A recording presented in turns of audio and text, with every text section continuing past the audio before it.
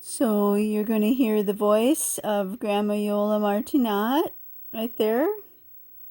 She's going to be talking about her life as a young married woman. She might possibly talk about her trip to Italy when she was 27. And this photo is interesting because it shows Grandma Iole watching television, and she's specifically watching a telenovela, like a soap opera in Spanish. And I used to watch different telenovelas with her for years.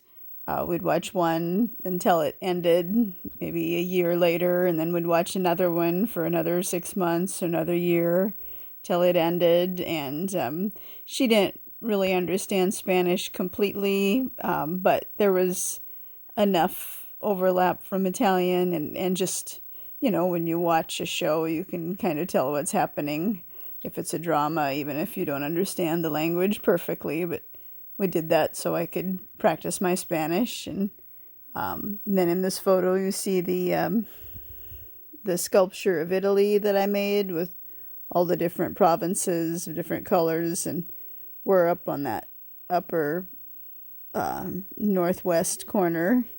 In the upper left over there is near Piemonte, and Pinerolo's there, pretty close to the French border. And some other things I drew up there.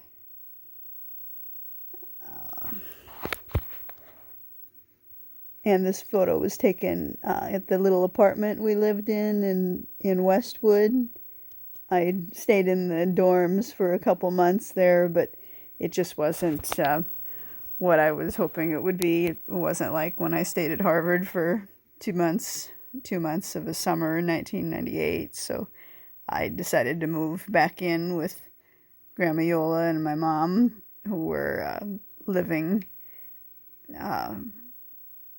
close to UCLA. I could walk up to the botanical gardens and get in that way. Okay, so here's the voice of Grandma Iole Martinat. I had it next to a bell pepper. Oh. Let's see, I guess we're talking about a recipe. But my dad really liked it.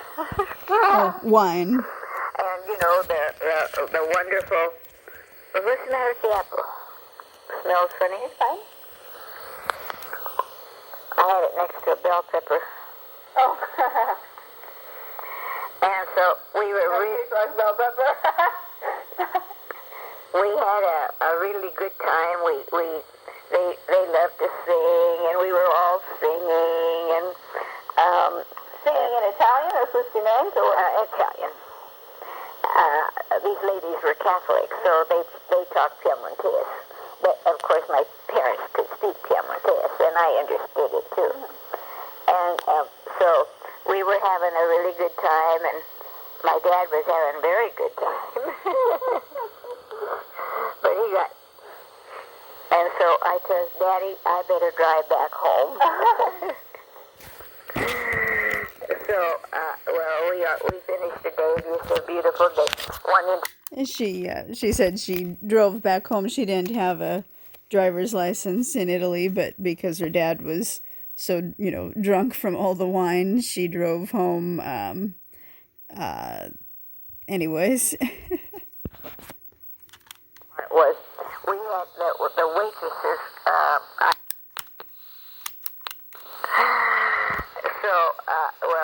We finished the day. It was a beautiful day. One interesting part was we had the waitresses. I don't know what we'd ordered, coffee or something around the lake. But there were 3 waitresses, and they didn't know very much about movie cameras. And we, like I say, we just purchased a movie camera. We probably didn't know too much about it ourselves, but we asked if we could take their picture. And of course they said yes. And they held real still. And we said, well, you can go ahead, you can move and sing or whatever you want to do. And they couldn't quite understand that because Oh, all the pictures that they had known, you had to be real still. yeah, this was a So we video told them camera. that this was a moving pictures camera. And I don't know whether they ever got it or not, but anyhow, we took their pictures. So we arrived home safe and sound, which was very good. And your dad was just, he was still singing. Oh no, he was he wasn't that. He just, he probably just, he was just happy. Usually his temperament's always been very calm. Kind of not, No, well, usually he didn't go around singing. And so we had left, we did not, when we were there, we did not put the car in a courtyard. We left the car outside the courtyard. And we didn't think about bringing the camera in the house. We just left the camera in the car. And at the time, one of my cousins, her job, Ida. No, she Eva. had a job Eva. at working at home as a seamstress, and you did not buy, there was no department store in that town where you could go buy your clothes. You had to go to a seamstress. They have all the clothes made. So people came to Eva's house, Exactly. got measured, she made the thing, and then they came and picked it up. That's right. She made Bob a really beautiful silk man's shirt. Wow, this is really good. Yes, she was. Remind me sometime to ask her about that in the letter. Uh-huh. Eva. Uh-huh. And he wore it forever, and then I guess it finally wore out. And so this young man either came to pick up something from Eva for his parents or he was like maybe a messenger, I don't know. But we didn't lock the door or anything of the car, but he saw the movie camera. Did everybody? But he didn't know. But he didn't know he really didn't know what it was, but he took it. And of course, the next day we discovered it was gone.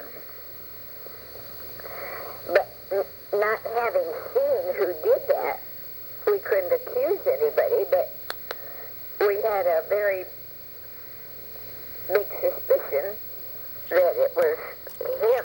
The man that came because the last Because there had been nobody else around. Of course, we did leave the car, but, you've seen this man. yeah, because he picked up some shirts, or brought them, I don't know which, but, so, we couldn't say, hey, you, but give me that camera back. And of course,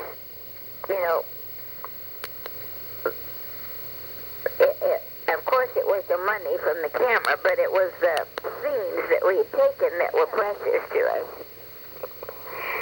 So, my dad, thinking,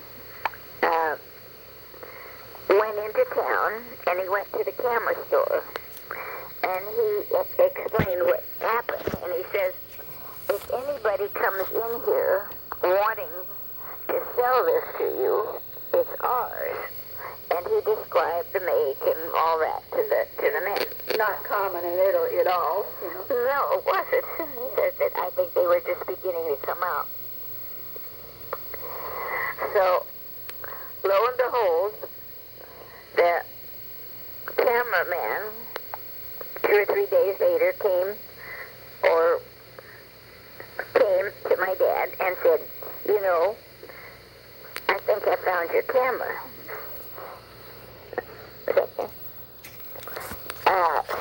I left the door open.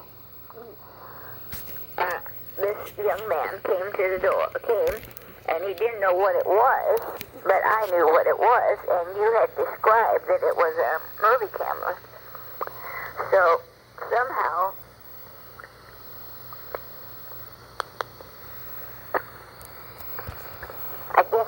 young man went back to the, I guess the guy didn't pay him for, give him any money, because he wasn't sure what it was worth at that time. So I guess he probably said, well, when I tell you what it's worth, I'll give you the money for it when I know what it's worth or something like that. But the guy left it with the cameraman. Yeah, he left it with the cameraman, so at least we had our camera.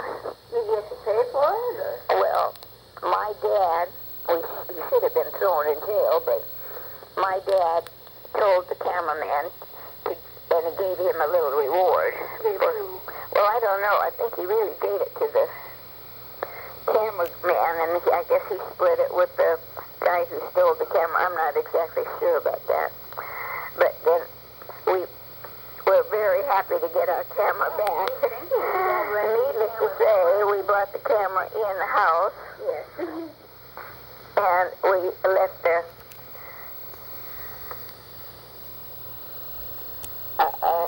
and we locked the door. And around the farm there were grape trees, peach trees, cherry trees. The cherries were ripe, getting ripe, red. Were there chestnut trees? No, not there. They were up further in the mountains. Where your dad lived? Yeah. Mm-hmm. I don't know whether there was or not, but they didn't have any cherries. They had hazelnut They trees, just though. had fruit trees and grapes.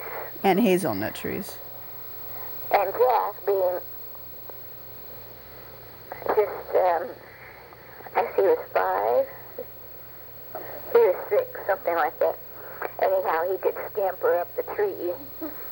And the cherries were such a delight to him by scampering up the trees. And, you know, you think you're going to explode when you eat so many cherries. And he just loved them. And, of course, he got sick because, you know, it makes you go potty, and he had to go potty. You could switch it back to every 2 minutes, you know, and it was kind of a serious, not, well, you know, he just had eaten too many, and I guess I didn't have common sense to tell him not to eat any more cherries. And he had a bicycle, but over in Italy, all the way they got around, my mother's family, was with bicycles. And so they let him ride a bicycle.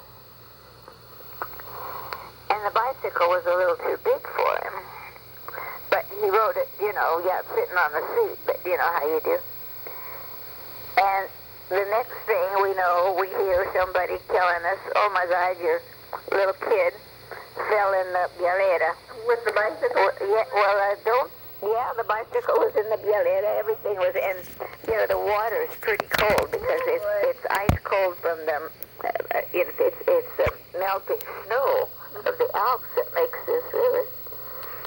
So thank God we've got him out. And I think somebody saw him because he was down by the bialera, which was, you know, a couple blocks away. And I don't know where he was. But anyhow, so that was, we were thankful that he didn't drown. It wasn't too deep, but still, or catch pneumonia. Or catch pneumonia because it was pretty ice cold, even though it was summertime. Did you guys go truffle hunting at all? We went for mushroom hunting. Mushroom hunting. Mm-hmm. And this was my father's mother was still alive at that time, and she lived with her daughter, which would be my dad's sister. Which one? Or my aunt. Which one? Elsa. Elsa, okay. Uh-huh. And she had a pet. They didn't have a cow, but they had a goat. So they drank goat milk and made goat cheese. That's Yeah. Okay. But they're real, they make a wonderful pet. Because this goat followed my aunt. She couldn't go anywhere without the goat right on her tail. That's right.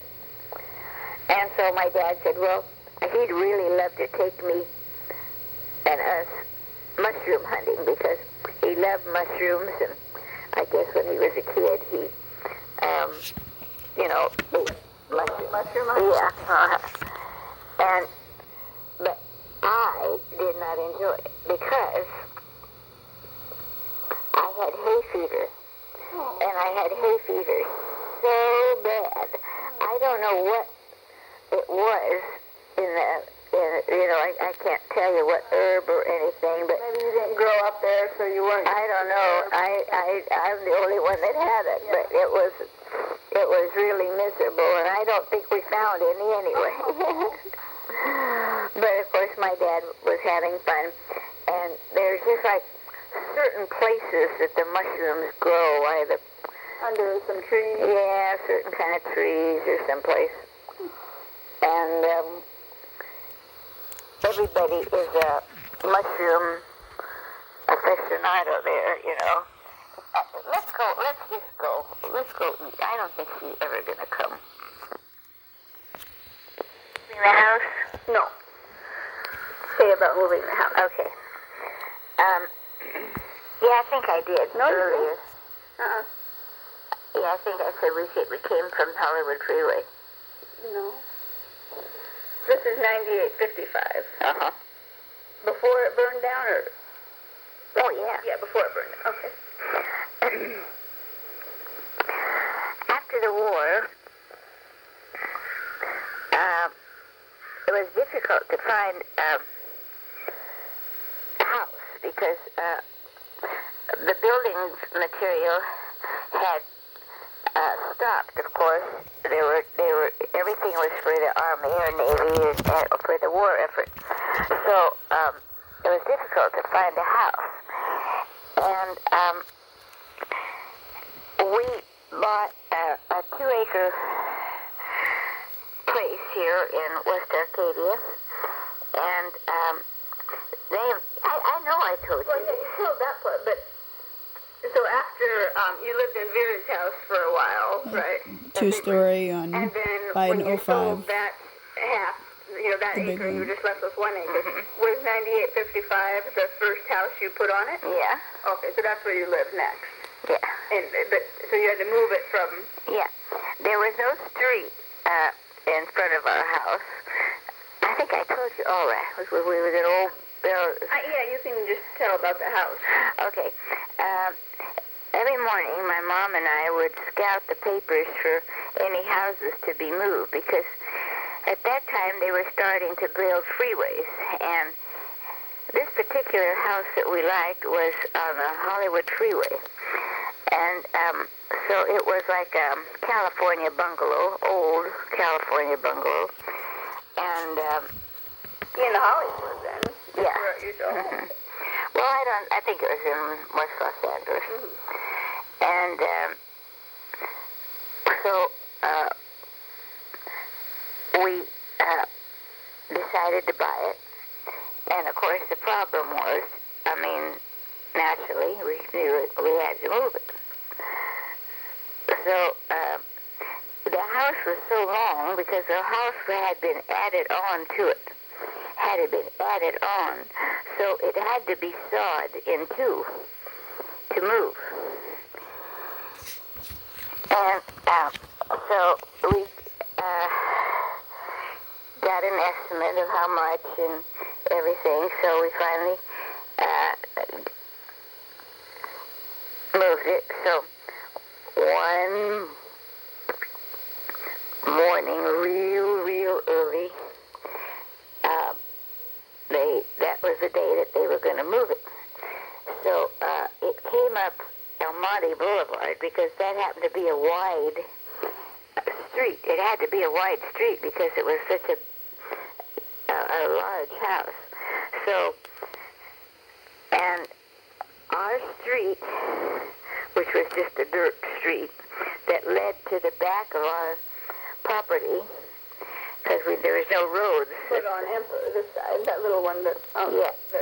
Just the drive. Yeah, there was no street there. Homemade road. So, sure as it comes, bedrooms in two pieces. And along the way, they had to have permission. I guess they got all these licenses and stuff, permission to cut wires because it was too tall. So there were many intersections that they had to cut the wires and then put them back. Oh my goodness, wow. Because it was too tall. It's really cool. Huh? Where did they cut the... I don't know. Oh, where they cut the house? Well, they cut the house where the original house was, and that was the 2 bedrooms. Where it was added on? Yeah, and then it was added on to it. Then how'd they stick it back together when they got it? Well, that was the job of the contractor. Yeah, I mean, can you, unless you know it, you don't see it, especially after it burned down. But part of that house that I still see there is still it, right? A little part? Or All of it still. all of it? Well, I mean, it's still the same plan almost. And the same foundation? And the same the same foundation. Mm-hmm. And except there was a sun porch. But that turned out that we just took the sun porch off, and it was maybe we should have left it on because it was kind of nice because it had windows all the way around, and that's where the patio is now, or the big, The front? no, back, side. It was like more of an enclosed room. So that cement was still there. The That was where sun- the sun porch was. it was enclosed, not open like it And is so now. I remember it was a kind of course, being real early in the morning, it was rather a gray day. And originally it had had a beautiful, well, I liked it, a stone fireplace. And what I expected, of course, was a nice, beautiful stone fireplace, but of course they could not move a stone fireplace. I didn't realize that. So there was just a big hole where the fireplace was. So anyway, You had to put your fireplace in then? yeah. So my dad made the mantle. Oh, in the living room? Mm-hmm. Huh. And With his cement? Or? mm-hmm.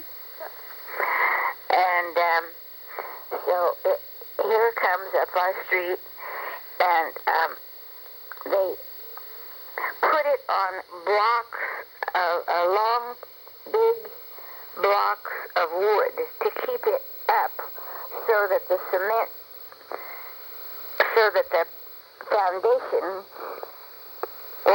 after the foundation is put in, then they take the blocks, these great big long planks off and set it on the foundation. So the wood goes on top? Yeah, it just, you leave it up high and then it comes down like that, and they take the big logs of wood or whatever you call them, and It was like a crane or something to put the foundation in? well, no, my dad put the foundation on, and he didn't like that too much because had done quite a lot of moving foundations, but that meant that he had to crawl under the house, and somehow I think he had a little claustrophobia when he had to do that. And of course it fit perfect, and they set the house down. Yes, they took the big boards off, and it laid on the foundation just fine. And so there we had a house, such as it was. Did it fare worse than some of the earthquakes as the other ones, or? No, That's it was good. Yeah, it was just fine. Of course, now we had to go to the job of putting in a new chimney, because of course they can't move a chimney, and all the holes, and get a carpenter to come and patch it up where they sawed the wood, where they sawed the house in two. And of course the whole procedure is very interesting, to think that it comes from 40 miles away, and then can... So when do you think the house was really built then, the first time? The first time, it's an old house. It was an old house, probably in the late 20s. early 30s. It even had, which you probably don't remember, a pull chain party. That meant that, you know what a pull chain party is?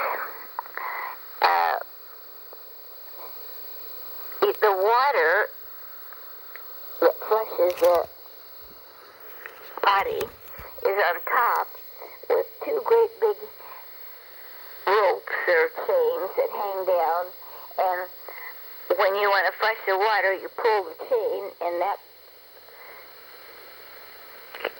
flushes it. And it's, I thought it was ugly, but of course now, A bell or something. yeah, I wish I would had it, because now it would have been really, everybody's going for the antique business now, and that wasn't original.